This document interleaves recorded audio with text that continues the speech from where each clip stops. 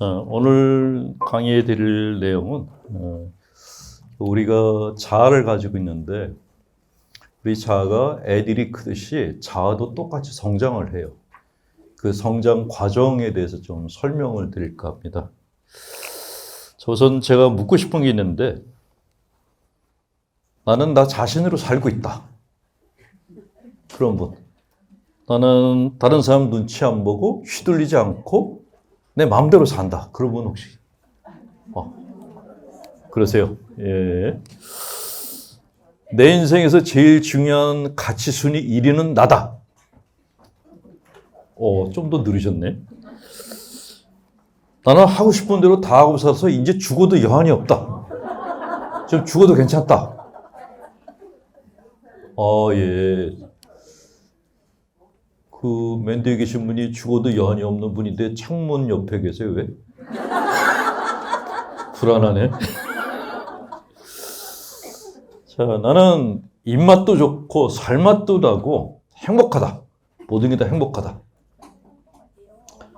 예, 정신이 이상한 분들이 상당히 많이 오셨어요. 우리가 나 자신으로 산다는 것, 불교에서는 이제 참나로 산다 그러는데 영성심리에서도 똑같지 않고 나 자신으로 산다고 얘기를 해요. 근데 이게 내가 하고 싶은 일을 내 뜻대로 다 하고 내 욕구를 다 채우고 산다? 이런 경우는 정말 극히 드물어요. 극히. 예수님은 어땠을까요? 장가도 못 가고 젊은 나이에 돌아가셨어요. 우리식으로 말하면 총각 귀신이 된 분이에요. 예, 행복한 삶을 살지 못하셨어요. 여한이라는 건 뭐냐면 여한은 남은 한이 없다라는 거예요. 그러니까 사람의 인생에서 중요한 것 중에 하나가 한이에요. 한. 우리식으로 말하면 한인데 심리학에서 말하면은 욕구라고 그러죠. 한이 뭐냐면 우리가 살아가면서 그 나이대마다 채워야 될 욕구들이 있어요. 근데 이 욕구가 채워지지 않았을 때 그거를 결핍 욕구라고 그래요. 이 결핍 욕구를 우리말로 한이라고 그래요. 그러니까 한이 많은 사람이다라는 건 욕구가 안 채워진 사람이라는 거예요. 그러니까 어렸을 때 제대로 못 먹고 자랐다? 그러면 먹는 거에 대한 한이 있어요. 돈을 제대로 못 썼다? 돈에 대한 한이 맺혔어요. 그 한이 풀어주지 않으면 끝까지 가요. 이게 우리 성장을 막는 가장 큰 장애물이라고 얘기를 하죠. 자, 자기 자신으로 그래서 부모님 잘 만나가지고 자기 자신으로 사는 분들은 정말 행복한 분들이에요. 근데 그렇게 사는 분들은 정말 극히 드물고 거의 다 어느 부분인가에 이렇게 멈춰서 있어요. 그거에 대해서 심리학에서 이렇게 얘기를 해요. 사람의 마음 안에는 멈춰버린 시계가 있습니다. 어른인 내 안에는 어른이 아닌 아이가 남아 있습니다. 성장을 멈춘 아이는 같은 일이 벌어져서 상처를 받을까 봐 비슷한 상황이 닥치면 방어를 하고 먼저 공격합니다. 아무 이유 없이 올라오는 적개심이 바로 그것입니다. 다른 영역에서는 존경받는 사람, 영리한 사람으로 여겨지지만 왠지 이상하게 어떤 특정 부분에서만은 묘하게 날카로운 각을 세우고 고집을 부리는 사람이 있다면 그건 바로 그 사람 안에 자라지 못한 아이 때문입니다. 멈춰선 아이는 어른으로 자라고 싶지만 상처를 들추고 싶지 않다는, 아픔을 다시 경험하고 싶지 않다는 인간의 본능 때문에 그 자리에서 벗어나질 못합니다. 그래서 어른이 돼도 잘 삐지잖아요. 그 삐지는 것 중에 뭐가 있죠? 나 안 먹어. 나 안 갈래. 그 가끔 자매님들이 그러더라고요. 남편들이 그런다고. 어디 가자 그러면 나 안 갈 거야. 나 밥 안 먹을 거야. 그래서 그 남편을 두고 우리 집에 셋째 아들이라고 얘기하는 분들도 계신데, 근데 이렇게 어른이 됐는데도 내가 어떤 부분에서 막 각을 세우고 그러는 게 사실은 내 마음 안에 성장을 멈춘 그런 부분이 있어 그렇다라고 얘기를 합니다. 우리가 성장을 하기 위해서는 우리 자신을 갖다가 알아야 되거든요. 특히 중요한 게 우리 감정을 알아야 돼요. 내가 뭘 느끼는지, 내가 뭘 원하는지 이거를 아셔야 돼요. 그걸 알아야지 성장을 시작하는데 대개 교회에서는 그런 거에 대해서 굉장히 부정적이에요. 그러니까 내가 뭘 먹고 싶다 그러면 왜 그렇게 가난한 사람들 많고 배고픈 사람 많은데 너만 그렇게 그 배고픈 걸 호소하는 거냐라고 차단을 시켜버려요. 그러니까 성당에 들어가서 우울하게 기도를 하면 칭찬받는데 깔깔대고 웃으면 야단 맞아요. 그러니까 이런 일들이 교회 안에서 비일비재하게 일어나고 있죠. 특히 한국 사회 같은 경우에는 유교적인 그런 경직된 유교관이 굉장히 강해요. 남자들이 막 깔깔대고 웃으면 채신머리 없다 그래요. 근데 무표정하게 있으면 쟤는 도인 같다 그래요. 사실은 무표정한 게 그게 정신병이거든요. 근데 그거를 우리는 이렇게 시켜 세우는 그런 경향이 있어요. 또 체면을 굉장히 따지잖아요. 체면을 따지니까 먹고 싶은 거 먹고 싶다고 말을 못해요. 하고 싶은 거 하고 싶다고 말을 못해. 이 사람 저 사람 눈치 보느라고. 그러다 보니까 성장을 못하는 거예요. 정체돼 있죠. 예. 자, 만약에 우리가 내 자아를 성장시키지 않으면 어떤 일이 벌어지는가에 대해서 사회심리학자들이 이렇게 얘기를 해요. 일단은 제가 본당 강의 가면 되게 재밌게 드리거든요. 근데 이 강의 시간은 좀 수준이 높아요.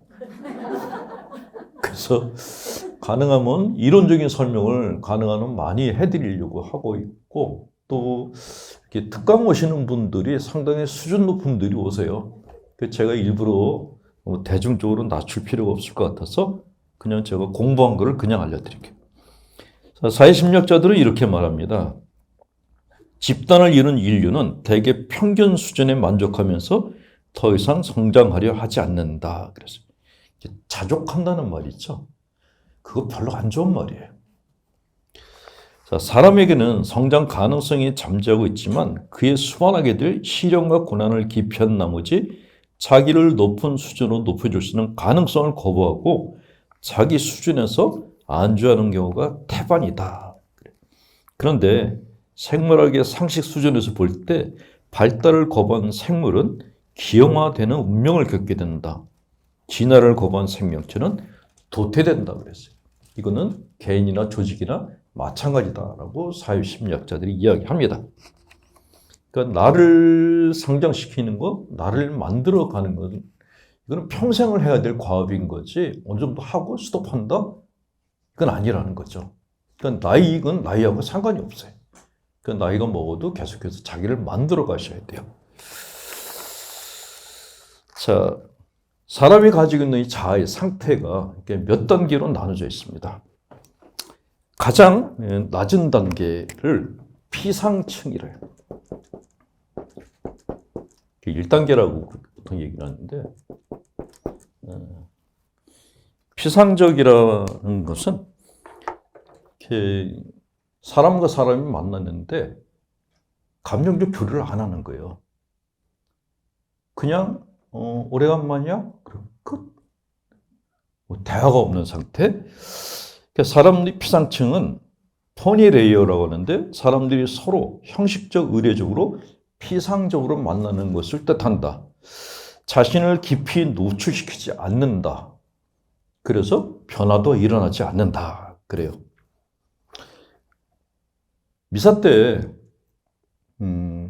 신자가 아닌 분들이 처음에 성당 와서 당황하는 게 미사 때 평화 인사래요. 성당에 처음 들어와서 미사를 시작해요. 다 같이 앞을 보고 한대. 자기도 앞을 보고 했대.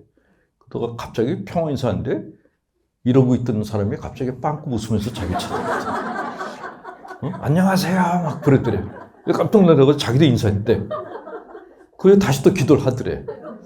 끝난 다음에 나하고 평화 인사하는 사람이 가길래 안녕하세요 그랬더니 누구니? 그러면서 지나갔어. 이게 피상층이라는 거예요. 그러니까 사람과 사람 사이에 관계를 맺지 않으려고 하는 사람들, 그러니까 물하고 기름처럼 사는 사람들.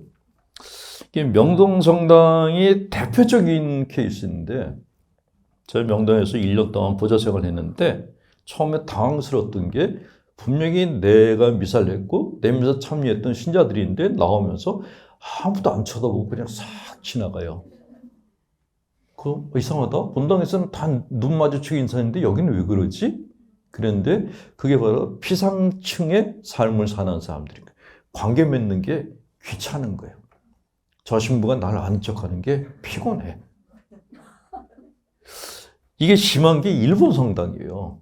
일본은 작아요. 신자도 작고. 근데 서로 모른대요. 앉는 자리도 딱 정해져 있고 딴 자리 가면 안 된대.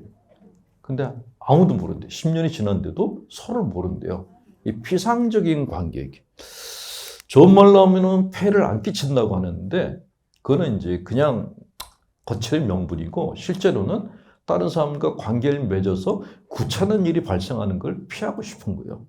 그걸 이제 피상층이라 그래. 일본에서 제일 골치 아픈 게 그 은둔 외톨이들 있잖아요. 걔네들은 와요. 세상과 단절하고 그 자기만의 껍질 안에서 살고 있거든요. 그걸 이제 피상층적인 삶이라고 하는데, 자, 이렇게 사는 사람들은 얼굴에 지루한 감정이 싹 웃질 않아요. 그리고 얼굴 표정도 무표정하고 걷는 것도 생동감이 없어요. 이렇게 명동 나와서 길거리 가는 사람들 보거든요. 여기는 되게 생동감이 넘쳐요. 관광객들이 많이 오고 젊은이들이 오잖아요. 근데 숙소가 천호동인데 거기는 굉장히 많아요. 화상 경마장 들어가서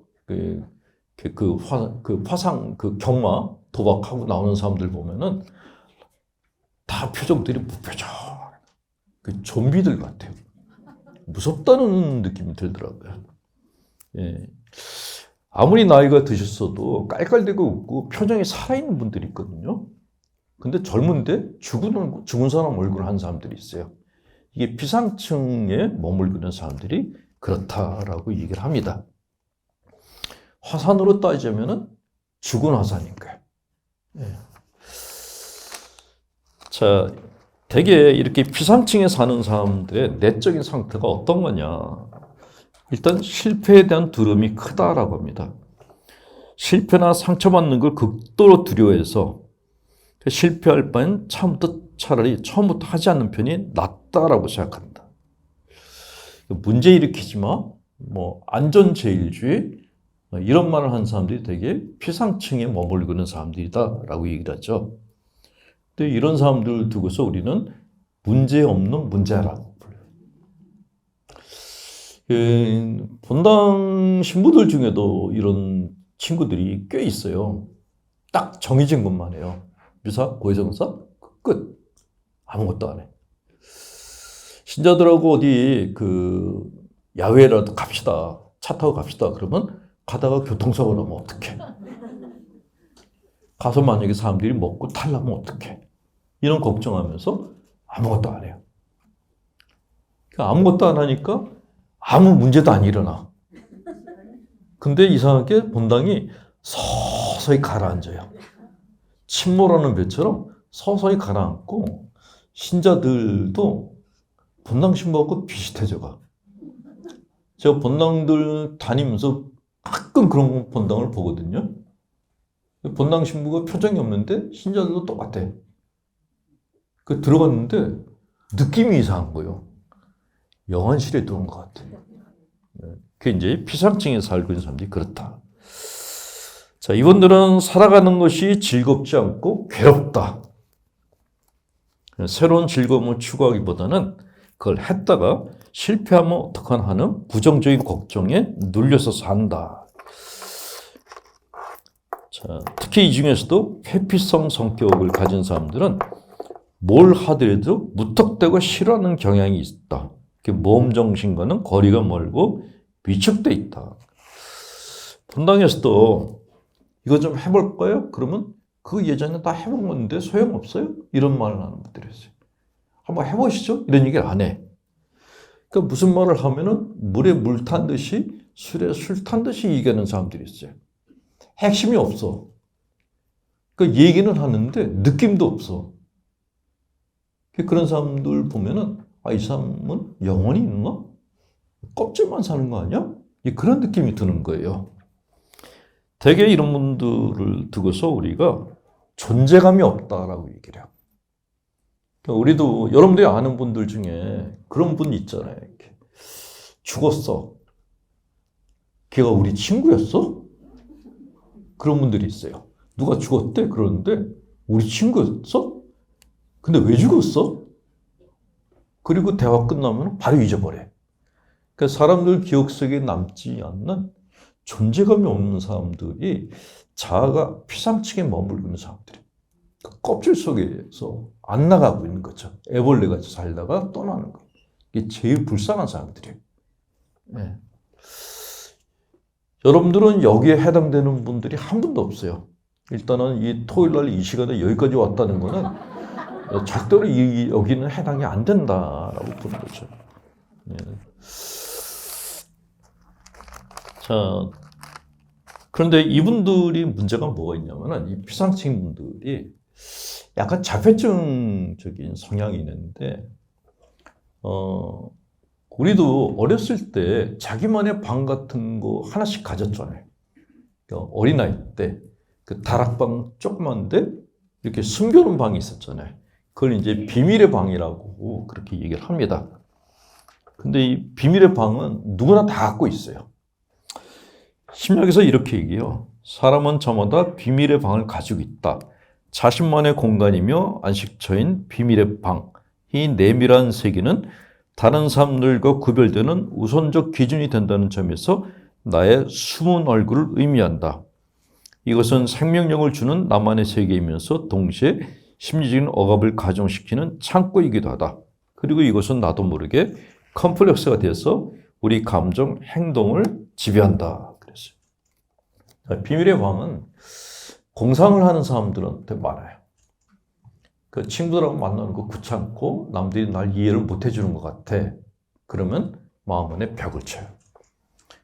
자폐증이 되는 거예요. 자폐증이 애들만 생기는 게 아니라 어른들도 자폐증 환자들 많아요. 세상과 교류하는 게 귀찮아. 그러니까 닫아버려요. 근데 그 안에서 끊임없이 공상을 하는 거예요. 제가 사춘기 때 그랬거든요. 저는 이제 그림을 그리고 싶었고, 그림으로 뭔가 나를 표현하고 싶었는데 그게 안 됐어요. 그 책 읽는 걸 좋아하는데 제 또래들하고 대화가 안 되는 거예요. 제가 좀 특이했죠. 그 친구들하고 대화가 안 되고 괴짜 취급을 받으니까 문을 닫게 되더라고요. 그 중학교 시절, 고등학교 시절, 저는 중고등학교 시절을 자폐증 환자같이 살았어요. 그냥 저 혼자서 상상하고 공상하고 혼자서 그렇게 오래 살았죠. 피상층이 뭔지를 제가 너무 잘 아는 거예요. 사람을 만나는 게 싫은 거예요. 그냥 혼자 있고 싶고, 그리고 저만의 방 안에서 뭘 자꾸 숨겨놓고 싶은 그런 욕구가 강했던 게 기억이 납니다. 아이들이 숨는 다락방이 있고 어른이 돼서도 숨고 싶은 다락방들이 다 있어요. 특히 이제 남자분들도 그 자기만의 방이 있거든요. 자매님들이 이제 화를 많이 내는 게 남편하고 부부싸움 하면은 남편이 대화를 안 한대요. 막 덤비는데 남편이 혼이 딴 데가 있는 것 같대요. 가만히 자기를 바라보는데 눈이 자기를 보고 있는데 자기가 아니라 딴 데로 보고 있는 것 같다라는 그런 얘기하는 분들도 많아요. 근데 그때가 언제냐? 남자들이 자기 마음 안에는 자기 안에 둥글속에 들어가 있을 때요. 그러니까 와이프가 떠드는데 거기로부터 피해가지고 둥글속에 깊이 들어가서 숨어서 이렇게 보고 있는 거예요. 그러니까 와이프는 지금 내가 사람하고 얘기하고 있는 건지 이거 뭐야? 하는 느낌이 든다는 거죠. 그런데 그런 비밀의 방은 누구나 다 가지고 있는데 그 방 안에서 안 나오려고 할 때 그때 그걸 우리는 자폐증 혹은 피상층에 살고 있다라고 얘기를 하는 겁니다. 자, 이렇게 피상층에 살고 있는 분들은 욕망의 결여가 되어 있어요. 그래서 홈리스 같이 산다고 합니다. 탐욕이나 돈벌이와는 거리가 먼 사람이나 청빈하게 산다. 또 그것이 어울리기도 한다. 물질적인 것보다 정신적인 것을 추구하여 내면적 가치에 중점을 둔다. 속세와 어울리지 않아 탈속적인 분위기가 난다. 혹시 그 배우자 중에서 직장을 다니는데 불경을 계속 보거나 도에 관한 책을 많이 보는 분들, 그런 분들이 이 피상층에 해당되는 분들. 도인이 아니에요. 도피를 하고 있는 거예요. 네. 욕구의 견해는 물질에 국한되지 않고 육체적인 것까지 이른다. 이 유형은 대체로 금욕적이라 적극적으로 즐거움을 추구하지 않는다. 출세계나 명예욕이 적어서 속세의 욕망대로 들끓는 생존 경쟁의 세계에서 떠나고 싶어한다. 도시를 벗어나 대자연 속에서 은둔 생활을 하거나 자급자족하는 생활을 꿈꾸는 사람도 많다. 자연인 그 프로 많이 나오죠. 피상층인 사람들인 거예요. 그러니까 인생을 살다가 이렇게 상처를 받았는데 그게 아물지를 않아서 도망가서 사는 거예요. 근데 실제로는 세상 사가 물론 힘들었긴 하지만은 그거를 견뎌낼 힘이 약한 거예요. 그러니까 도망가서 혼자 사는 거죠. 도인의 삶이 아닌 거예요. 네. 되게 이런 분들이 돈 벌 생각이 없고 그냥 하루살이 같이 사는 경향이 있고 자기도 가진 것 없는데 딴 사람들한테 자꾸 퍼줘요. 자매님들이 그런 얘기하는 분들이 있는데 우리 남편이 성이 분자래. 근데 지도 돈이 없어도 길 가다가 동냥하는 사람이 있으면 지갑을 다 털어준대. 뭐라고 말을 못 하겠다는 거예요. 착한데. 그 얘기를 하면 나만 나쁜 년이 된대. 그게 이분들의 특징이에요. 근데 착하다기보다 욕망이 결여가 되어 있는 거예요. 그러니까 뭐 이 돈 갖고 있어봐야 내가 뭐 필요 없잖아. 그냥 남 주는 게 낫지. 네, 이거는 도인이 아니에요. 착한 것도 아니고 그냥 홈리스다.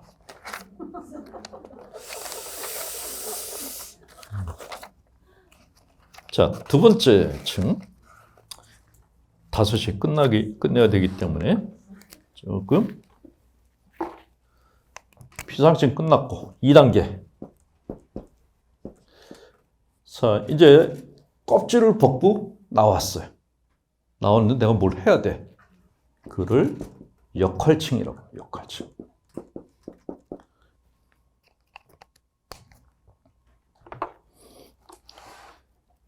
사람이 고유한 모습으로 살아가지 않고 부모나 주위 환경의 기대 역할에 따라서 행동하며 살아가는 모습. 환경에 적응하기 위해서 자신의 욕구를 억압하고 주위에서 바라는 역할 행동을 연기하며 산다. 자신의 행동이 연기라는 것을 망각하고 그게 진정한 자신인 줄 알고 착각하고 산다. 심리학자 융은 인생에 대해서 이렇게 말했다. 사람은 자기 자신만의 개인적인 삶을 가지고 있다고 하지만 다른 면에서는 수세기에 걸친 집단 정신의 고도로 수준 높은 대변자의 희생물이다. 우리는 평생 자신의 생각대로 살아간다고 여기지만 사실 세계라는 극장 무대에 서서 대사 없는 단역배우 역할만 해왔다. 또한 우리가 인지하지 못함에도 불구하고 우리 삶에 영향을 끼치는 것들이 있는데 무의식적인 것일수록 영향력은 더 크다. 여러분들이 하는 역할이 어떤 게 있죠? 아버지 역할, 엄마 역할. 또 애들은 자식 역할 해야 돼요. 직장을 가지면 선생님 역할, 교수님 역할, 의사 역할. 저희들은 사제 역할을 해야 돼요. 근데 이 역할이라는 것이 이게 나의 전부인가? 아니에요. 네. 역할이라는 것이 갖고 있는 그 문제가 뭐가 있냐면 내가 그 역할을 할 때는 신이 날 수 있어. 근데 그 역할 안 할 때 무대에서 내려오면은 내가 누구지? 하는 딜레마에 빠져. 군복을 입었을 때는 막 기운차 보이는데 옷만 벗으면은 힘이 없어 보여. 그러니까 신부들 가운데 그런 친구들이 있어요. 제대 위에서는 아이돌인데 내려오면은 노숙자야. 그런 친구도 있어요. 제가 만난 애들 중에도 그 제의를 입으면 너무 멋있는 거예요. 강론도 잘해. 근데 딱 내려오면은 그냥 노숙인이야. 옷도 아무렇게나 입고 말도 아무렇게나 하고. 그게 이제 그게 빠진 사람들의 특징이라는 거죠. 자기가 역할을 할 때만 자기라는 느낌이 있다라는 거예요. 역할 연기에 의존하는 사람들은 자신이 진정 누구인지를 깨닫는 대신에 자기는 어떤 사람이어야 된다는 관념에서 산다. 이런 인간관계는 서로 진정한 존재를 대하고 만나는 것이 아니라 서로에 대한 기대와 이미지, 환상을 쫓는 것에 지나지 않는다. 그랬어요. 그러니까 나는 이러이러한 사람이 돼야 돼. 저희들이 제일 많이 듣는 얘기 중에 하나가 사제답게라는 게 있어요. 사제답게 산다는 게 어떤 거죠? 여러분들께 질문 드리겠습니다. 엄마답게 사는 게 어떤 거예요? 남편답게 사는 건 어떤 거예요? 만약에 제가 질문했어요. 자매님 엄마답게 사셨어요? 라고 묻는다면 제일 젊은 자매님 시집 갔어요? 예. 애기들 있어요? 예. 애기들이 만약에 엄마한테 엄마는 엄마답게 살았어? 라고 묻는다면 기분이 편할까요? 불편할까요? 불편하죠. 왜 불편할까요? 그렇죠? 그러니까 내가 엄마답게 살았다는 기준을 못 미쳤다라는 생각이 바로 올라와요. 근데 그 기준은 누가 만들었죠? 내가 만든 것도 있는데 외부에서 나한테 준 것들도 굉장히 많아요. 처음엔 딴 사람들이 그냥 엄마답게 애들 잘 챙겨. 그런데 나 혼자서 그 애들 잘 챙기는 건 뭐지? 내가 내 율법을 만들어요. 애들 잘 챙기는 거는 애들 끼니 다 채워주는 거고 학교 오면 반드시 맞아주는 거고 항상 애들 따라다니는 거고 내가 내 법을 만들어. 근데 그렇게 살 수 있는 사람이 없잖아요. 난 그렇게 살지 못하는데 근데 갑자기 누가 너 엄마답게 살고 있어? 그러면 당연히 그렇게 못 살고 있어 라고 얘기를 해요. 그게 바로 역할책이 머물러 있을 때 그래요. 엄마답게 사는 거는 이렇게 살아야 돼. 이 역할을 하는 거는 이런 기대 조건을 맞춰야 돼 라는 게 안에 있다는 거죠. 그러니까 역할층이 머물러 있는 사람들은 늘 쫓기면서 살아요. 그러니까 무대 위에 배우 비슷해. 그 위에서는 막 반짝반짝 하는데 내려오면 탈진 상태에 빠져요. 예. 이게 강아지들을 보관할 수 있는데 제가 예전에 그 애완견을 키웠어요. 방에서 개를 키웠는데 이제 청년들이 들어왔어. 그 이놈이 청년 한 사람한테 가서 다 안겨. 그 청년들이 다 갔어. 방바닥에 뻗어가지고 못 일어나는 거예요. 그러니까 개 역할을 다 하고 퍼져버린 거예요. 이게 무슨 개가 자기 역할에도 이렇게 진심일까 하는 생각을 했었는데 결국 오래 못 살고 죽었어요. 역할이 사람을 죽이는 거예요. 그러니까 만약에 이제 그 사제 이번에 새 신부들 낳았잖아요. 새 신부들한테 신자분들이 이렇게 지나가는 말로 해요. 우리 신부님 성인 신부가 됐으면 좋겠다. 성인 신부가 어떤 거죠?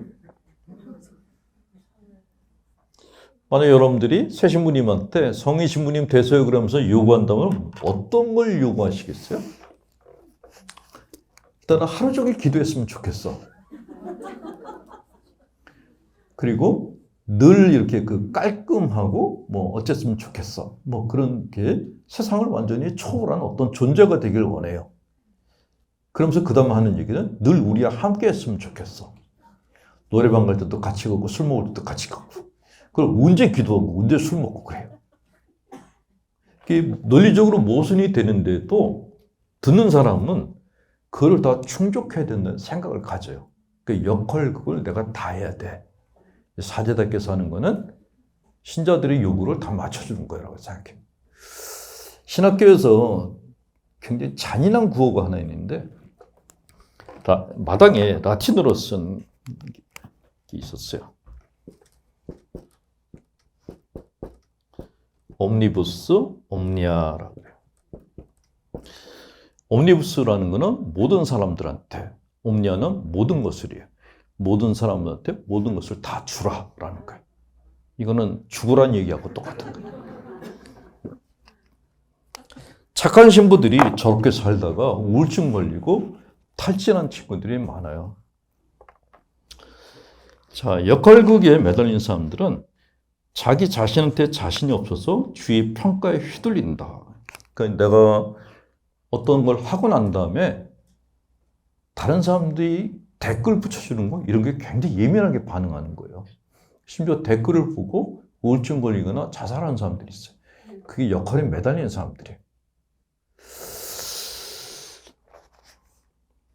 칭찬받았던 일보다는 폄하당했던 일을 더 잘 기억하고 있어서 자기는 열등하다는 생각이 지배적이다. 자신에 대한 평가가 낮다는 점에서 회피성 성격과 같지만 이렇게 의존하는 성격자는 타인에게 집착해서 필사로 매달린다. 그래서 심리학자들이 지나가는 말로 이런 얘기를 해요. 성실하게 살면 우울증이 온다고. 성실하다는 건 내가 타인에게 성실한 모습을 보여주고 싶은 욕구를 갖고 있다는 거예요. 내 페이스가 아니고 저 사람 페이스에 내가 맞춰주고 있다는 거예요. 역할극. 그러면 오는 게 우울증이다라고 얘기했어요. 완벽을 추구하면서 전력 질주하다 보면 자기도 모르게 무리하게 돼서 마음에 부담을 준다. 아무리 완벽을 추구한다 해도 완벽한 결과는 없는 것이기에 아무리 노력해도 자신의 요구가 만족되질 않아서 괴로워진다. 그리고 점착성이라는 게 생겨요. 실수를 잊지 못하고 고민한다. 지나치게 책임감이 강하고 융통성이 없고 완벽주의를 지향한다. 이게 역할층에 머물고 있는 사람들이 갖고 있는 공통점이에요. 저 사람 참 그 아빠 역할도 잘하고 뭐 아내 역할도 잘하고 사제 역할도 잘해 이렇게 칭찬 듣는 사람들이 우울증기가 있다는 거예요. 그러니까 약간 욕을 먹는 사람들이 오히려 건강해요. 아, 저런 사람 없어. 그런 사람들이 위험하다는 거죠. 좀 위로가 되세요? 여기 오신 분들 얼굴 보니까 거의 다 강박증 환자들 같이 보여서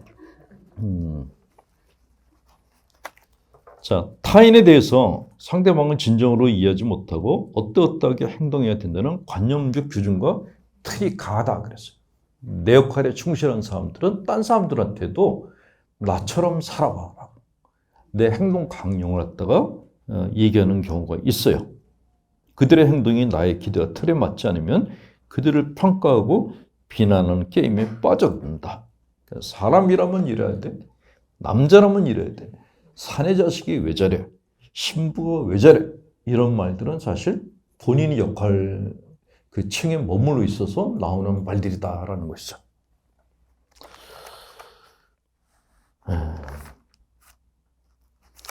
또한 역할층에 머물러 있게 되면은 도덕, 윤리, 가치관에 대해서 지나치게 양심적이고 소심하고 융통성이 없어진다. 언뜻 봐 전형적으로 선량해 보이는 이 유형은 도가 지나치게 주위 사람들을 힘들게 한다. 자신의 엄격한 기준을 다른 사람들에게 강요하거나 요구하는 경향이 있다 그랬어요.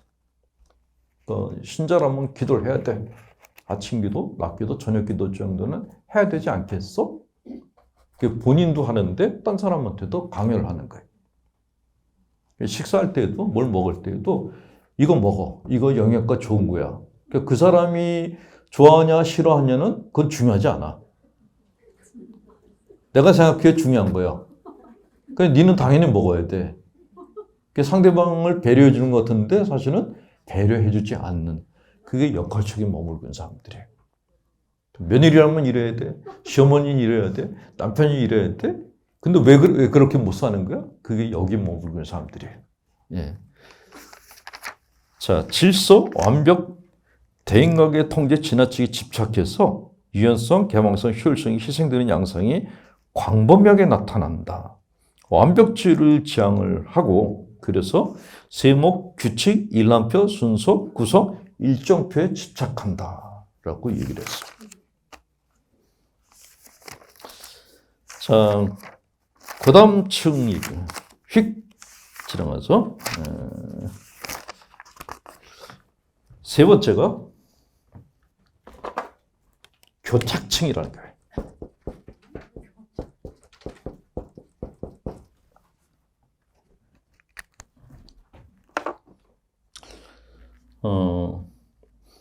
내가 역할을 해왔어. 근데 갑자기 그 역할에 대해서 사람들이 칭찬을 안 해. 그러면 나는 그럼 어떻게 살아야 되지? 이런 혼란 상태에 빠져. 그러니까 역할층에서는 신이 났어. 그 얘기, 뭐 저희를 예를 드는 게 제일 좋은데, 신부상을 하면서, 우리 신부님 강론도 잘하고, 미사도 잘하고, 뭐 잘해요. 그랬어. 근데 어느 날 갑자기, 왜 이래요? 전에 신부님은 이랬는데, 신부님은 왜 이래요? 이런 얘기를 들으면, 내가 어떻게 살아야 돼? 이런 혼란스러운 그 정신상태에 빠지게 돼요. 그거를 교착층이라고 그래요. 부모님들도 이런 거를 많이 겪으실 거예요.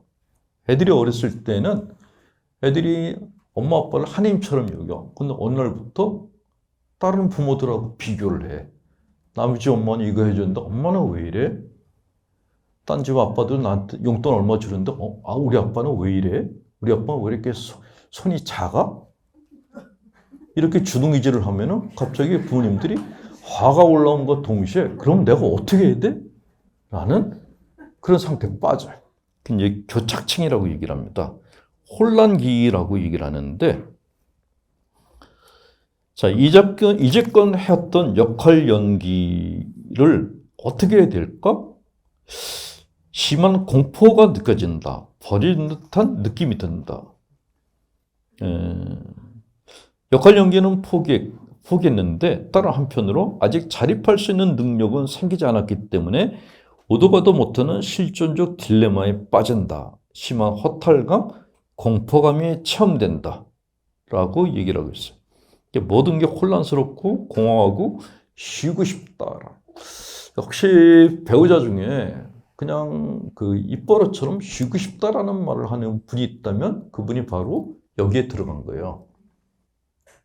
그러니까 이제 지쳤다라는 거죠. 이게 남자들이나 자매님들이나 되게 40대, 50대, 그때 찾아와요. 그걸 우리는 이제 사춘기라고 부르기도 하고 갱년기 우중이 시작됐다라고 말하기도 하는데 어쨌건 심리적으로 갈등 상태에 빠져버린 거예요. 어디로 가야 되지? 제가 40대 중반쯤에 이제 집단 상담을 받았어요. 근데 보통 이제 상담 그러면 가서 뭐 그 상담가들이 위로를 해줘요. 격려도 해주고. 근데 그때 들어갔던 상담은 직면시키는 상담 그룹이었어요. 그러니까 보이는 대로 아무 말이나 막 하는 그런 그룹이었어요. 모르고 들어갔던 거예요. 한 30명이 앉아 있었는데 이 상담을 시작을 하는데 한 사람이 계속 공격을 받는 거예요. 딴 사람한테. 그래서 제가 이제 얘기했어요. 그렇게 사람한테 상처 주면 안 된다고. 그랬더니 저쪽에서 공격이 확 들어왔어요. 착한 척 하지 말라고. 그래서 이 식으로 쳐다봤어요. 그랬더니 딴 데서 또 날라오는 거예요. 여기 와서까지 신부 역할 하려고 그러냐고. 사방에서 날라오는 거예요. 사방에서. 제 평생 그렇게 두들겨 맞아본 것도 처음이에요. 이게 말로 맞는 것도 아프구나 하는 걸 처음 알았는데 한마디가 날라오는데 돌덩어리를 맞는 것 같은 거예요. 그 두들겨 맞다가 나중에 정신이 없어 이러고 앉아있는데 갑자기 제 앞에 다 무너진 집이 하나 보였어요. 초가집인데 다 허물어져 있더라고요. 그래서 끝난 다음에 이제 그 상담 리더한테 아까 내가 이렇게 눈을 감고 있는데 갑자기 허물어진 집이 하나 보였다 그랬더니 그게 신부님이에요. 그러더라고요. 사람 마음이 집으로 많이 보여요. 근데 집이 내가 내 집을 상상했는데 집이 막 이렇게 무너져 있어. 그건 내 자아가 지금 붕괴 상태에 있다는 거예요. 근데 집이 어마어마하게 커. 지금 내 자아가 굉장히 건강하다는 의미예요. 집으로 많이 인간의 무의식이 자기 상태를 집 모양으로 많이 표현해요. 집, 꽃, 뭐 이런 것들, 나무 이런 것들로. 애들도 자기 무의식을 그림으로 그리잖아요. 애가 얼마나 병들어 있는가 하는 거는 나무를 그려보라 그러면 알아요. 어떤 애는 나무가 뿌리가 없어. 가지도 없고 나무 덩어리만 달랑이 있어요. 어떤 애들은 뿌리도 깊고 막 입도 많아. 그런 애들도 있고. 다양하게 그리는데 그게 그 사람 마음 상태를 상징한다는 것이죠. 어쨌건 사제 역할만 하다가 내가 사제라는 역할 자체에서 비난을 받으니까 이게 심리적으로 완전히 멘붕 상태에 빠지더라. 이 교착층이라는 게 이런 거구나 하는 거를 그때 이제 경험을 했었죠. 많은 사람들은 진정한 그 역할극에 매달리는 이유가 뭐냐면 사실은 자기를 만나는 걸 두려워할 때 그렇다 그래. 많은 사람들은 진정한 자기를 만나는 것을 두려워한다. 그것은 내사된 사회 규범과 부모의 목소리가 그들의 내면에서 끊임없이 그들을 위협하기 때문이다. 타인의 기대에서 벗어나면은 아주 나쁜 일이 발생할 것이라는 경고의 목소리가 우리 안에 살아있다. 그랬어요. 그러니까 내가 생각하기에 약간의 일탈을 하려고 그러면 내 안에서 소리치는 게 있어요. 너 왜 그래? 너 미쳤어? 이런 소리가 들려요. 그게 내 내면에 있는 소리라는 거죠. 근데 그 소리에 대해서 우리가 반응하는 게 달라요. 그러니까 자아 강도에 따라서 다른데 이 자아 강도가 약한 사람들은 내가 미쳤나 봐 그래요. 그러니까 야단치는 소리에 동조를 하는 거예요. 근데 자아가 강한 사람들은 그래 나 미쳤다. 그래서 어쨌다고 라고 반항을 해요. 그러니까 이 반항하는 게 굉장히 중요해요. 근데 우리 어릴 때부터 착하게 살고 순종하는 교육을 받았잖아요. 그게 자아를 약하게 만드는 거예요. 내면의 목소리에 대해서 저항하실 줄 알아야 돼. 내 안에서 들려오는 소리가 다 하나님의 소리도 아니고 그 양심도 아니고 어떤 것들은 그냥 나를 갖다 학대하는 것들이 굉장히 많아요. 우리가 자라면서 들었던 그 이야기들 중에 이거는 도저히 인간으로서 용납할 수 없는 소리들이 있는데 그걸 우리는 그냥 수동적으로 다 받아들이는 게 너무 많아요. 그걸 또 신부나 목사나 스님이 얘기를 하면 더 그냥 받아들여. 그래서 병든 사람들이 너무 많아요. 누가 얘기를 했다 하더라도 이게 나한테 아닌 것 같다 그러면 아니다라고 얘기를 하셔야 돼요. 너는 내 하나님이 아니다라고 거부하셔야 돼요.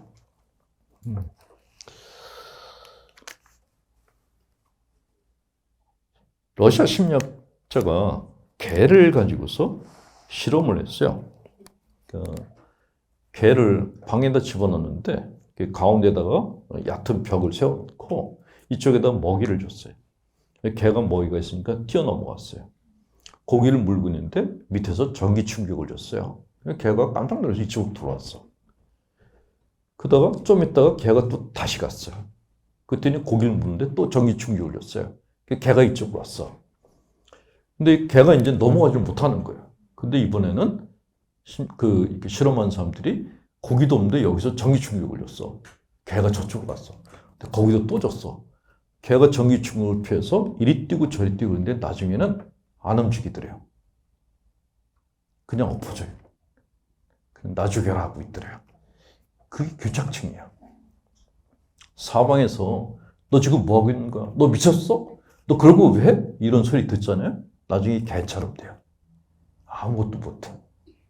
무기력증이라고 얘기를 하는데 우리가 갖는 무기력증들은 사방에서 나를 비난하는 소리가 있을 때 무기력증에 빠져요. 근데 주위에서 아무도 얘기하지 않아. 근데 내 안에서 나를 질책하는 놈들이 있어요. 걔네들한테 둘러싸여서 집단 테러를 당해도 무기력증에 빠져요. 그게 더 무서워요. 외부에서 나를 비난하거나 나한테 뭐라 그러는 거는 내가 거부할 수 있어요. 니들이 뭐라고 하면 나는 내 삶을 살 거야. 근데 내면에서 올라오는 거는 우리는 되게 그걸 양심으로 생각해.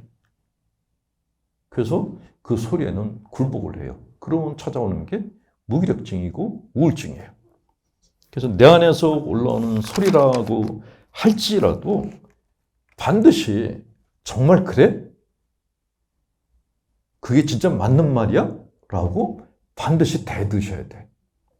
그게 성경 말씀이라고 하더라도 한 번은 반항을 하셔야 돼. 사춘기 때 반항하는 것처럼 반항하고 물음을 던지고 의문을 던져야지 내가 살아날 수가 있어요. 하나님이 무엇을 했다 그래서 그게 진짜 하나님이냐? 아닌 경우도 되게 많거든요. 예. 자, 근데 이렇게 그 교착 상태에 빠졌을 때 사람들이 자아가 약한 사람들이 이렇게 취하는 게 있어요. 도망가고 싶어요. 이거에 대해서 심리학자 융이 이렇게 얘기를 해요. 사람은 고통스러운 상태에 놓이게 되면 그것이 어떤 것이든 고통은 우리의 관심을 지배하고 고통만이 중요한 일이 된다. 고통 자체가 과거와 미래를 지워버리고 현재는 자신에게 참을 수 없는 것으로 여겨지기 때문이다. 현재의 고통은 사람이 가진 특별한 능력과 관심을 다 저버린다. 그래서 사람들은 고통을 피하기 위해서라면 무엇이든 다 하려고 한다. 그러나 고통을 회피하면 더 큰 문제가 생긴다. 심리학자 칼 융은 모든 신경증은 정당한 고통을 회피한 대가라고 말한 바 있다. 회피한 대가는 회피하고자 했던 정당한 고통보다 결국에는 더 큰 고통이 되고 만다. 그런데도 다시 또 회피하고자 해서 신경증을 더 많이 쌓이게 한다. 만성적인 정신질환을 겪는 사람이 성장을 멈추고 정지하는 것은 바로 이것 때문이다 라고 얘기를 했어요. 정신병 있죠? 정신병은 내가 도망가는 자리라 그래요. 그러니까 현실을 직면할 자신이 없을 때 도망가요. 정신병에 걸리면 누구도 공부하라는 얘기를 안 해. 누구도 직장 가라는 말을 안 해. 아무도 잔소리 안 해. 도망가는 게 정신병이에요. 근데 그걸로 도망갔는데 나오질 못해요. 그 정신병에 걸린 분들 보면은 굉장히 불쌍하다는 생각이 드는 거예요. 얼마나 힘들었으면 절로 도망갔을까. 근데 나오고 싶은데 나갈 길이 없어요. 그 안에 계속 갇혀 사는 거죠. 정신병이 미치겠다 하는 얘기들 많이 하잖아요. 그때 도망가시면 안 되는 거예요. 맞서 싸워야지. 자, 신경증이 정신질환에 빠지거나 두 번째로 이제 찾아가는 게 미신행위에 집착을 하기 시작해요.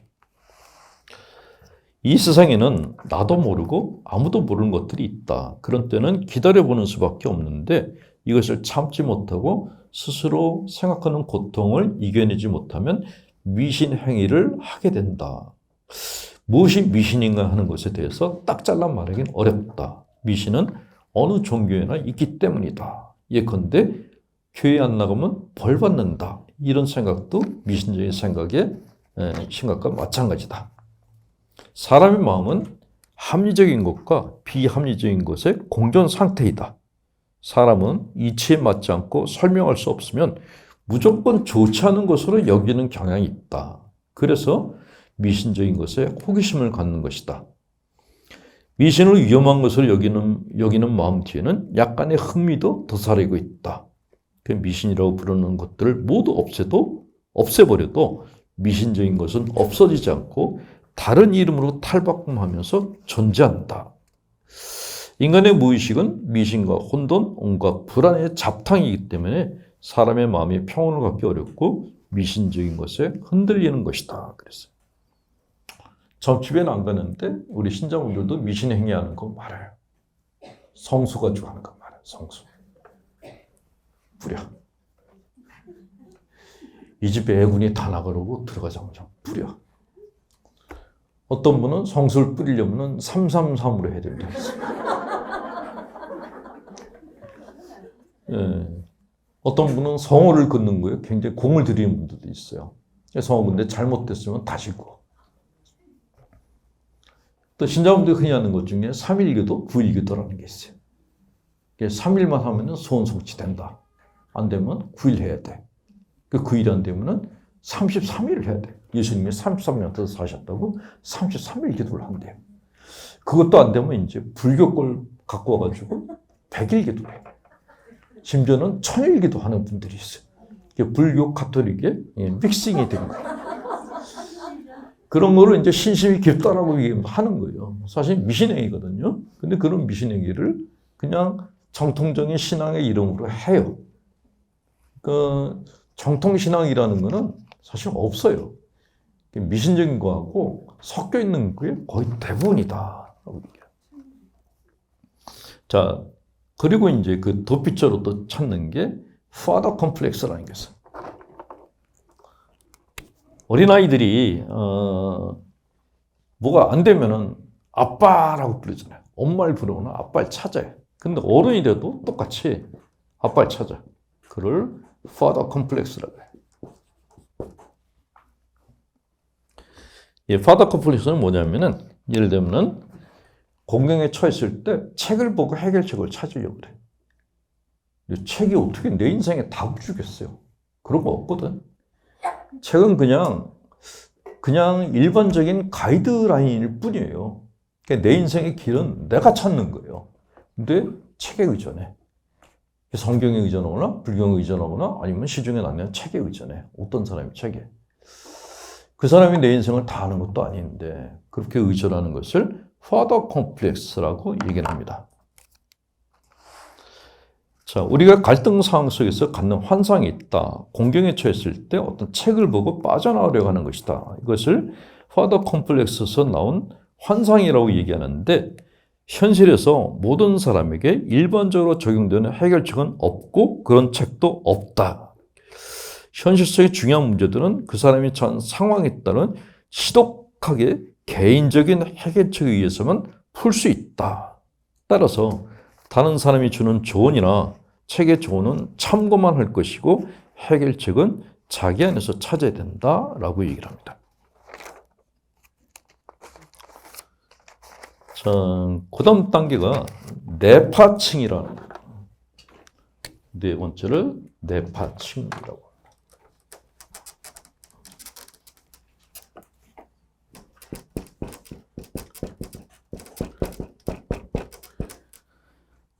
제가 제 그 하소연을 하자면, 그냥 제가 본당 가서 강의하는 거는 이미 했던 것들이에요. 다 외웠어요. 그러니까 가수들이 무대를 계속 다니다 보면은 그 악보를 안 봐도 다 외우잖아요. 그런 노래는 그냥 이게 반주만 틀어주면 저절로 나와. 제일 힘든 게 신곡 발표하는 거예요. 신곡 하나 만드는데 막 머리털이 빠지도록 하고 실제로 부를 때도 굉장히 긴장하면서 하는데 이 특강이 저한테는 딱 신곡 발표하는 거하고 똑같아요. 구정 때, 구정 때는 신부들은 명절 고하라 그래요. 밥 먹으러 다녀야 돼. 주방이 다 쉬거든요. 밥집을 찾아다니는데 구정 때는 식당들 다 문 닫았어요. 그래서 신부들을 명절 고하리라고 하는데 제가 이제 자구책으로 방 안에서 라면 끓여 먹고 하고 그래요. 근데 갈 데가 없는 거예요. 근데 갈 데가 없다고 생각하니까 너무 비참해서 그렇게 생각하지 말고 구정 피정 기간이라고 생각하자. 그래서 5일 동안 해놓고 이 5일 동안에 이제 강의 준비를 하자 그랬어요. 제가 강의 준비하면서 실수했구나 하는 생각이 들었어요. 그러니까 기존에 마련되어 있는 이미 이렇게 써놨던 것들을 그냥 모아서 하면 쉽거든요. 근데 이상하게 자꾸 이걸 하고 싶어가지고 했는데 하다 보니까 너무 어려운 거예요. 읽으면서도 내가 이해가 안 돼. 이 게슈탈트 세라피에 펄슨한 사람이 만든 그 인간이 자아가 이렇게 바뀌어가는 그 탈바꿈 행하는 단계를 설명을 한 거예요. 그 실제 책은 또 더 어렵게 써 있어요. 그 이거를 풀어서 쉽게 제경을 들어서 이렇게 설명하려고 만들다 보니까 5일 동안 방 안에서 나가질 못했어요. 하면서 계속 후회했어요. 쉽게 살 거야. 너는 왜 그렇게 네 삶을 어렵게 만드냐? 혼자서 저를 갖다 쉽게 살자. 예. 어렵게 살지 마세요. 어렵게 사는 거는 체력이 좋을 때 어렵게 사는 거예요. 여기 계신 분들은 이제 그 살아온 날보다 살 날 기간이 짧은 분들이 거의 대부분이거든요. 아닌가? 나이를 확인하고 싶은데 혹시 여기 8학년 이상 되시는 분? 80세 이상? 예. 예, 두 분이 여기 계시. 7학년. 오, 6학년. 많으시네요. 5학년. 4학년. 설마 3학년? 3학년? 오!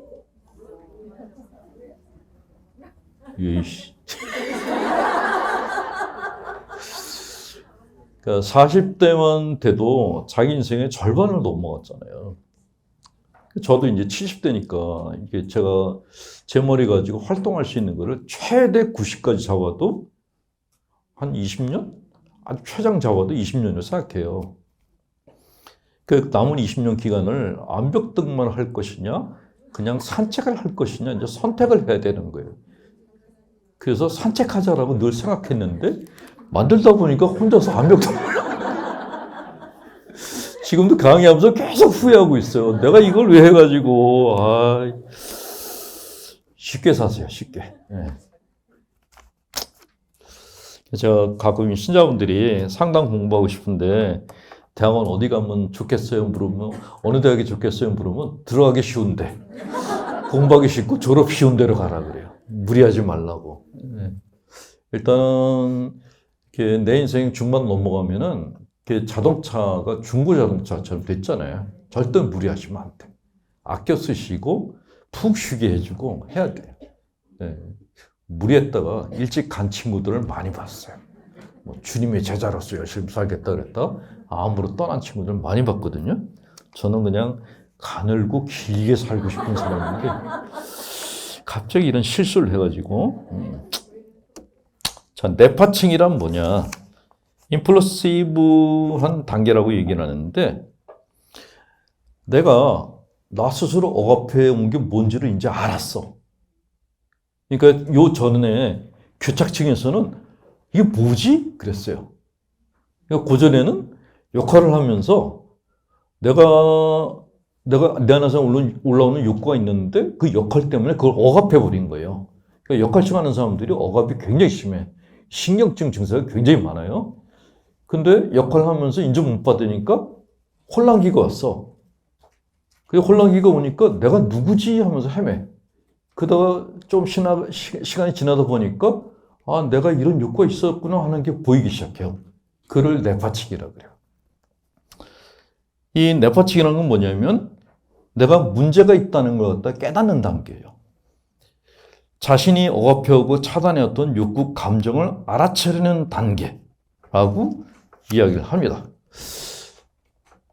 창세기에 보면 아담과 하와가 선악과를 따먹고 그 다음에 자기들이 알몸인 것을 깨달았다 그랬어요. 그러니까 원죄냐 아니냐 이게 중요한 게 아니고 아담과 하와가 자기를 몰랐다가 선악과를 따먹고 처음으로 자기를 봤다라는 거예요. 그게 뇌파층이라고 그렇게 설명하기도 합니다. 살아오면서 우리는 살아오면서 늘 타인을 보고 살아요.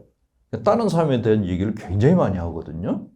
그러니까 대화를 해도 남의 얘기는 많이 하지만 자기 얘기하는 경우는 그렇게 흔치가 않죠. 그런데 이 뇌파층에 들어가면은 자기 얘기를 하기 시작해요. 내가 왜 이러지? 내 안에 이런 게 있었어? 라는 그런 이야기들을 하기 시작해요. 그러니까 내가 어떤 욕구를 갖고 있고 내가 누군지를 알아차리는 게 너무너무 중요해요. 알아차리는 사람의 인생에서 아주 중요하다. 그 자체가 치료적일 수 있기 때문이다. 자신의 삶에서 현재 일어나고 있는 현상들을 방어하거나 피하지 않고 그대로 지각하고 체험하는 행위, 현재 순간에 중요한 자신의 욕구, 감각, 감정, 행동, 환경, 자신이 처한 상황 등을 지각하는 것, 이게 굉장히 중요해요. 이게 왜 우리가 잘 안 되냐면은 예를 들어서 이제 보좌신 분들이 길을 가다가 신자분들하고 가정마음을 다녔어요. 근데 길을 갔는데 갑자기 어여쁜 여자애가 와. 근데 그럴 때 보좌신부가 자기도 모르게 눈이 굴 갔어. 그러면 신자들이 뭐라 그럴까요? 신부님 저런 애 쳐다보면 안 되죠! 라고 얘기해요. 그 신부는 그냥 눈을 똑바로 했는데 몸은 자꾸 그쪽으로 가려고 그래요. 그럴 때 자기를 갖다가 막 네가 신부야? 자기가 자기를 질책하는 것? 그게 이제 역할층이에요. 그런데 이 단계에 오면은 자기를 알아차리는 단계에 오면은 아 내가 이쁜 여성을 좋아하는구나 라는 걸 그냥 자기가 그냥 인정하게 돼요. 근데 교회에서는 그걸 허용을 안 하는 거예요. 생각도 하지 마.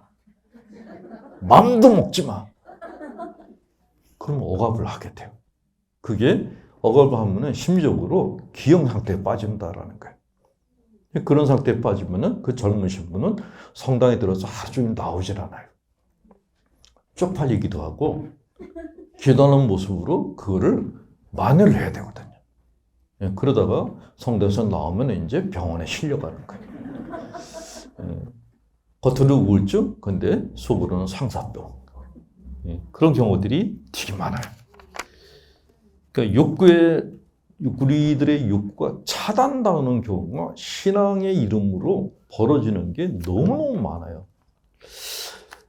내가 결혼하고 싶은 욕구가 있다는 거하고 결혼하는 거하고 다른 문제거든요. 내가 돈을 벌고 싶다는 거하고 돈을 버는 거하고 다른 거예요.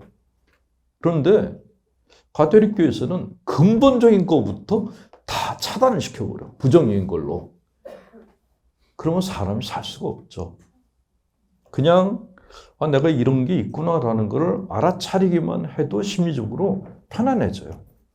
그 다음에 저걸 살 거냐 말 거냐는 그 다음 단계의 얘기란 말이죠.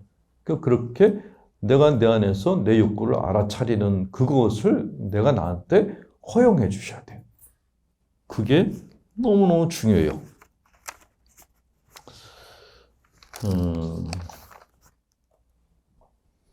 간혹 이제 이런 문제가 발생했을 때 많은 그 신부들이 기도를 해요. 아, 주님, 제가 이런 마음이 생기는데 이 마음을 없애달라고. 근데 그거는 주님한테 내 인생을 갖다가 맡겨버리는 거예요. 무책임한 행위예요. 심리학에서는 자기 행동의 주체가 자신이라는 걸 알아야 된다라고 얘기를 해요. 내 인생을 만들어가는 건 나지 타인이 아니에요. 자, 여러분들이 병 났을 때 여러분들 대신 아파줄 수 있는 사람이 누가 있죠? 아무도 없어요. 내가 무언가 할 때 내 대신 해줄 수 있는 사람 아무도 없어요. 나는 우리 남편이 나를 갖다가 정말 100% 끔찍하게 생각해요 라고 얘기하는 자매가 있었어요. 그 자매한테 그럼 자매가 죽을 병 걸렸을 때 남편이 대신 죽어줄 수 있냐라고 물었더니 그건 아니라고 그러더라고요. 예.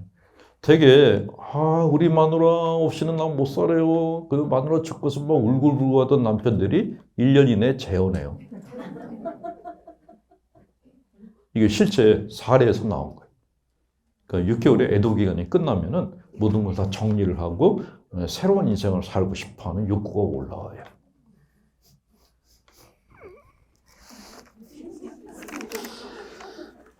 장가를 못 가니까 이런 걸로라도 좀 이렇게 부부 생활을 잘하는 분들한테 상처를 주면서 제가 이렇게 희열감을 느껴요.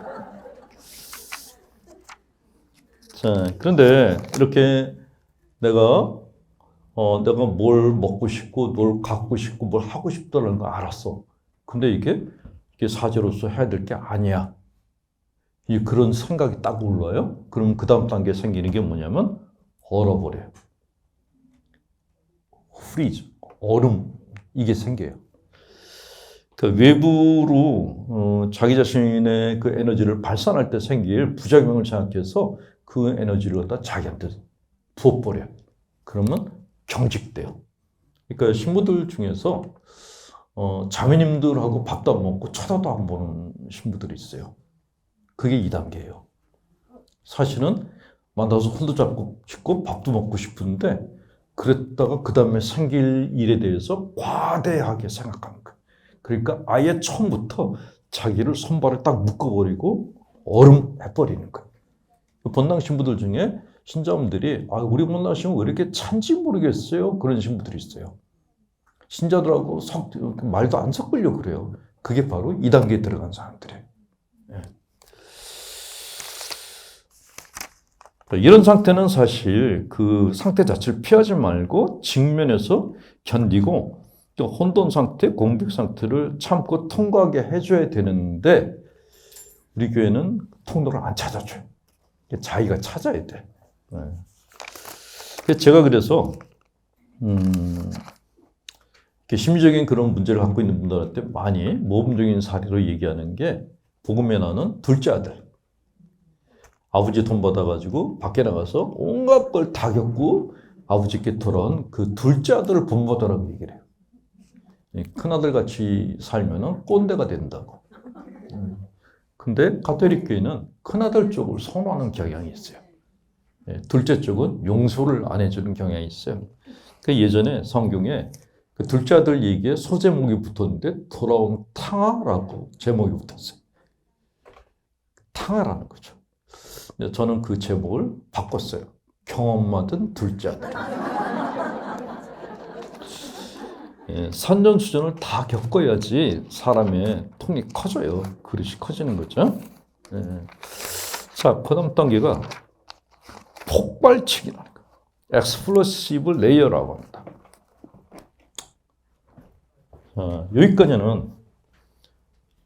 여기까지는 사실 내가 나로 사는 것 같지 않은 단계였어요.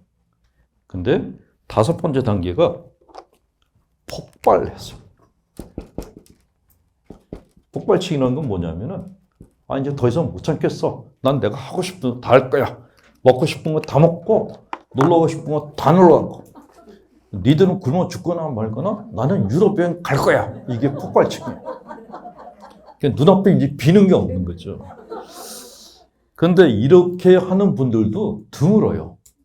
이거는 화산이 폭발하듯이 폭발하는 건데 대개는 화산 구멍에 돌덩이들이 굉장히 많이 쌓여 있거든요. 그러니까 자아 강도가 어느 정도 강한 사람들이 돌을 헤치고 터져 나오는 거예요. 자, 사람은 자기 감정과 욕구를 더 이상 억압하거나 차단하지 않고 직접 외부 대상에게 표현한다. 이전에 억압했던 차단했던 미해결 과제들을 완결짓는 것이다 라고 얘기했어요. 어떤 본당 신부님이 한번 찾아와서 그러더라고요. 3번 갔는데 왜 이렇게 정신 나간 여자들이 많은지 모르겠다고. 왜? 그랬더니 갑자기 미사 끝나고 지나가면서 사랑해요 신부님! 그렇게 지나간대요. 제가 그 신부한테 이거를 단계별로 설명해주고 그 자매가 폭발치긴다. 너하고 결혼할 확률 제로다. 걱정하지 말고 그냥 사랑해요 신부님 그러거든 나도 하라고 그냥 반응만 보여주라고 했어요. 그 터져 올라오는 걸 갖다가 그걸 안 받아주면 안 되는 거죠. 그걸 또 막으려고 그랬더니 지 손만 디는 거예요.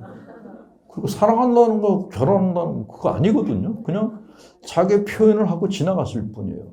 그 신부를 보면서 아유 우리 신부님 정말 잘생겼어요 그러거든 고맙다 그러면 되는 거예요. 그거를 이 여자가 나를 유혹하려고 그러나 보다 그건 이제 과대망상이라고 얘기를 하죠. 어쨌건 여러분들이 그동안에 쌓이고 쌓인 게 많잖아요. 그러면은 그거를 표현하셔야 돼요. 그걸 폭발시키는 감정을 폭발시키는 거예요. 그래서 폭발시키는 방법이 뭐가 있냐? 말하기 싫은 분들은 그림을 그리시는 게 좋아요. 그림을 막 그리는 거예요. 제가 옛날에 썼던 거는 유화 그 화판에다가 유화를 이렇게 얌전하게 바른 게 아니라 그걸 갖다 막 찍었어요. 빨간색 찍고 노란색 찍고 그림을 정말 개판처럼 그리는 게 자기 감정 해소하는데 도움이 돼요.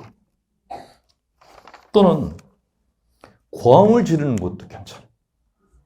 이불 속에 들어가서 고래 고함을 지르고 미친 사람처럼 웃는 것도 괜찮아요. 그 대신 이런 거는 가족들이 안 보는데 사실 혼자서 나는 지금부터 진실한 사람이 될 거야 그러면서 남편 앞에서 갑자기 머리털을 이렇게 하고 그러면 잘못하면 미친년 돼요. 이거는 혼자 하셔야 돼. 그러니까 내가 시댁 눈치 보랴 어디 눈치 보랴 그러면서 억눌렀던 것들을 혼자서 해소하셔야 돼. 그런 시간을 하루에 얼만큼? 하루 30분. 하루 30분은 지랄 발광 시간. 그러면 제일 먼저 나타나는 게 피부병이 없어진대요. 그러니까 피부병이 생기는 게 억압하면은 피부로 제일 먼저 트러블이 나타난대요. 그래서 예의를 잘 차리는 귀족들이 피부병이 굉장히 많대요. 그러니까 여러분들은 뭐 귀족될 이유가 없잖아요. 그냥 하루에 30분만 딱 미친 사람이 되면 되는 거예요. 그러면 웬만한 작은 질병들은 다 없어진대요. 네. 감정일기 쓰는 것도 좋아요. 내 감정을 막 쓰고, 그리고 도움이 되는 게 또 하나가 편지 쓰세요. 편지를 내 마음에 안 들었던 놈들한테 쓰는 거예요. 옛날 거부터. 그러니까 네가 그때 나한테 그랬던 것 때문에 내 인생이 이렇게 됐어. 내 인생 책임져 시기야 라고 써서 보내는 게 아니에요. 절대 보내면 안 돼요. 갑자기 그런 걸 받으면 난리가 나죠. 쓰고 찢어버리는 거예요. 쓰레기통에다 쓰고 찍고 쓰고 찍고. 그렇게 하면서 내 안에 응어리졌던 것들이 이게 살아나기 시작해요. 응어리들이 없어지기 시작해요. 그러니까 내 마음대로 소리 지르고 웃고 울고 하는 게 너무너무 중요해요. 근데 우리 교회나 한국 사회에서는 그런 걸 허용을 안 해요. 심지어 혼자 있을 때에도 허용을 안 해. 그러면 여러 가지 정신질환에 시달리게 돼요. 그래서 딱 하루에 30분 아무도 없을 때 방 안에서 이불을 뒤집어 쓰고 미친 듯이 딱 30분만 미친 사람이 되면은 저 장담컨대 지금 사시는 거에 2배는 더 사실 거예요. 미쳤다 누가 그러겠어요. 사람 마음 안에는 다른 사람들로 인해서 받은 그 상처와 트라우마가 다 있어요. 근데 그거는 감정을 폭발시키면 없어져요. 그 참고 인내하면은 악화가 돼요. 절대 참지 마세요. 네. 자, 시간이 얼마 없어서 그다음 마지막 거를 이제 안정기라고 해요. 자, 그동안에 누르고 눌렀다가 폭발했어요. 화산이 폭발했어요. 폭발 다 하고 나면은 화산이 이제 잠잠해지죠. 그게 안정기에 들어가요. 사람들도 이 단계 거치면은 그러니까 어떤 때는 이걸 하면서 내가 이러다 진짜 미치는 거 아니야? 하는 걱정도 들어요. 근데 그런 걱정 안 하셔도 돼요. 그게 한계가 있어요. 어느 시기가 되면은 그걸 그만하게 돼요. 그 용암도 끝까지 올라오는 게 아니듯이 우리 마음 안의 용암도 어마어마한 양이 있는 게 아니에요. 그게 올라오고 나면 어느 정도 되면 그 다음에 가라앉아서 안정기가 돼요. 근데 이 안정기에 대해서 여러분들이 하나 착각하고 있는 게 있어요. 그러니까 안정기에 들어가면 심리적으로 늘 평안하고 관대해지고 그럴 거라고 생각하고 있어요. 그리고 많은 종교인들이 그런 수련 과정을 거치면은 참나를 깨달아가지고 초연한 삶을 살 거라고 얘기해요. 그렇게 사는 놈 한 놈도 못 봤어요. 절대로 안 그래요. 그 안정기는 뭘 얘기하는 거냐? 안정기에 들어가면은 이거 프로이드가 얘기한 건데 얼리틀 사이코틱한 상태에 들어가요. 약간 맛이 간 상태에 들어가요. 이게 안정기예요. 두 번째는 얼리틀 obsessive, 얼리틀 파라노이드라, 파라노이드. 그러니까 약간 맛이 가고, 약간 걱정이 많고, 걱정이 있고, 약간 의심 있는 상태. 그러니까 순수? 그런 거 없어요.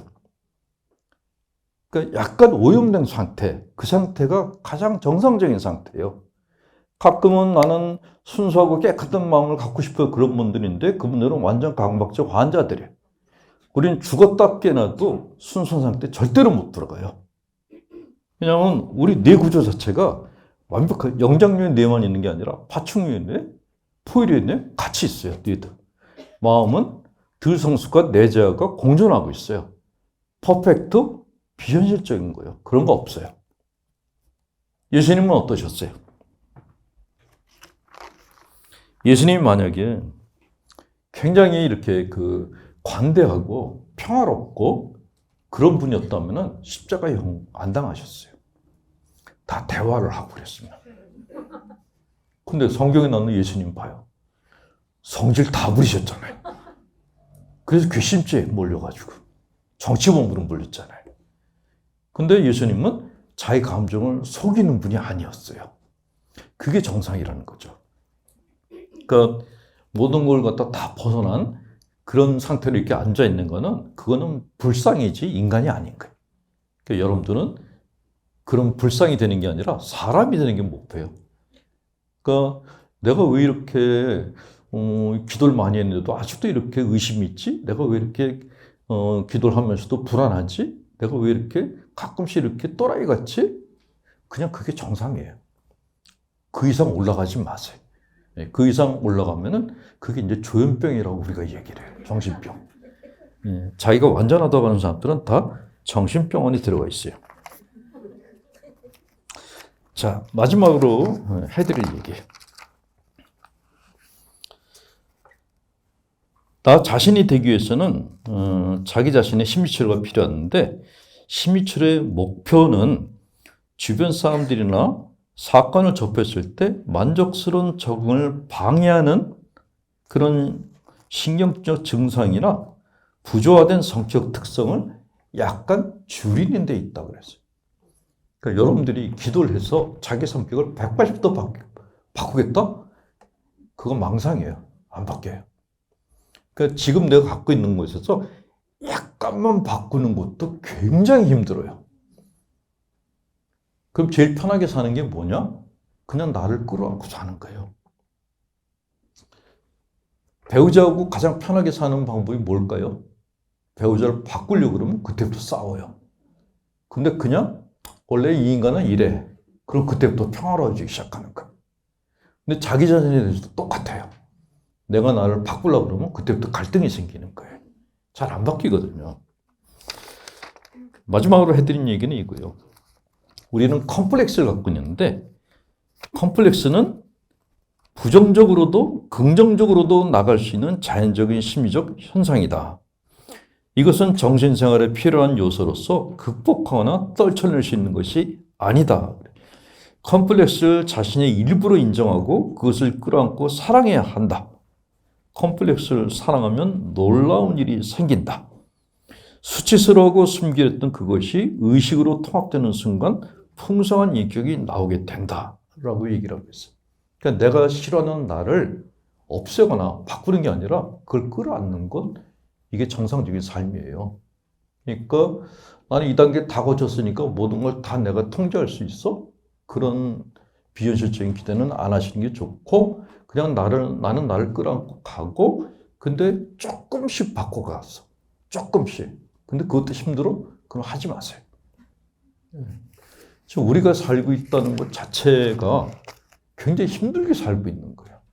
여러분들이 이렇게 신앙생활을 하면서 살고 있다는 게 이게 뭐 어렵겠어? 그런데 굉장히 어려운 삶을 살고 계신 거예요. 그러니까 우리는 강물을 거꾸로 거슬러 올라가는 존재들이에요. 지금 여기 그냥 서 있는 것만 해도 굉장히 힘들어요. 근데 그거를 끝까지 거슬러 올라가겠다? 이거는 선택된 사람들만 할 수 있어요. 프로들만. 그러니까 여러분들은 이 물살에서 쓸려 내려가지 않고 여기에 머물러 있는 것만 해도 정말 대단한 거예요. 그러니까 완전한 사람이 되려고 그러지 말고 그냥 지금 있는 그대로 내 삶을 살자. 내 페이스대로 살자. 그러니까 다른 사람들이 100% 다 날 사랑하게 만들자? 그런 허망한 희망 갖지 마시고 그냥 나를 아는 사람들이 몇 명만 있어도 난 행복해. 딱 그 정도에 만족하고 사세요. 모든 사람이 날 사랑해야 돼? 그건 이제 사이비 교주들이 얘기해요. 그러니까 미워하는 사람이 있으면 뭐 제가 날 미워할 수도 있어. 뭐 그렇게 생각하셔야 돼.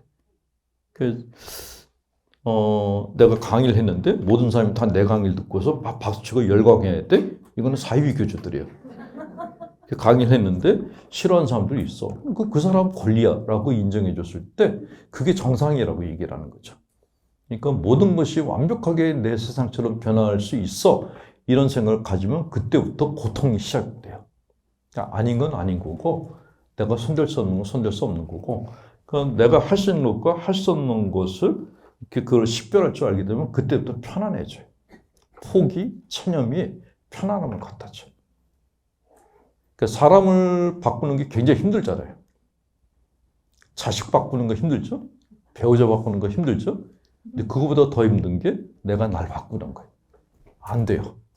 바꾸지 말고 그냥 데리고 사세요. 예, 시간이 많이 지나서 오늘 강의는 여기까지 하도록 하겠습니다. 다음 달은 3월 14일 날 둘째 토요일 날 그리고 이 자리에서 하겠습니다. 예, 다음 달에 뵐게요.